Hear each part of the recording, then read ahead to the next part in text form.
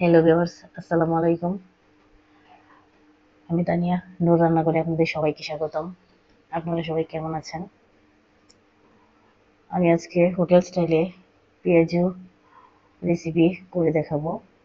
পেঁয়াজু বিকেলের নাস্তায় কিংবা ইফতারে আমরা খেয়ে থাকি। তো এটা অনেকেরই প্রিয়। ভাজা পোড়া তো খাওয়া হয়েই থাকে রমজানে। তো আজকে ইফতারে আমি কিভাবে পেঁয়াজুটা বানালাম আমি সেটা দেখাবো। চলুন শুরু করি। প্রথমে একটা প্লেট নিয়ে নিলাম, বাটি নিয়ে নিলাম। প্রথমে আমি ১ কাপ মতো পেঁয়াজ দিয়ে দিব। তারপর নিয়েছি কিছু কাঁচামরিচ কুচি, অল্প পরিমাণে ধনেপাতা কুচি নিয়ে নিয়েছি, স্বাদ মতো লবণ। তারপর একটু মাখিয়ে দিব। পেঁয়াজটা ভালো মতনই কষলিয়ে নিব। একটু কষলানো মিশিয়ে নেওয়ার পর তারপর দিয়ে দেব আদা বাটা, রসুন বাটা, মরিচ গুঁড়া, হলুদ গুঁড়া, ধনিয়া গুঁড়া, ভাজা জিরার গুঁড়া।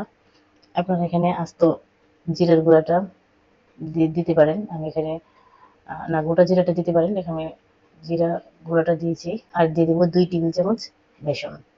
সবগুলো একত্রে মাখিয়ে নেব, ভালো করে মাখিয়ে নেব। মাখিয়ে নিয়েছি। এবার ভালো করে পেঁয়াজ ডালের পুরটা ভালো করে মাখিয়ে নিয়েছি। এখন আমরা চুলায় চলে যাব, গ্যাসের চুলায়। চুলায় একটা প্যান বসিয়ে দিয়েছি।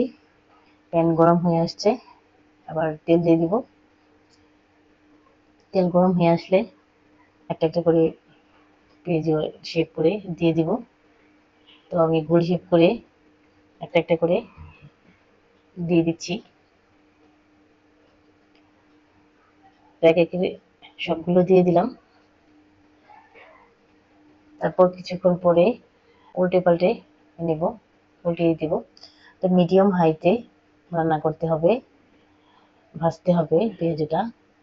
তো মিডিয়াম হাইতে ভাজা হলে ওটা ভালো হবে। আবার যদি কারো চলে স্পিড মানে আগুনের পরিমাণটা বেশি থাকে তাহলে মিডিয়ামে দিতে হবে, হাই ফ্লেমে দিলে পুড়ে যাবে।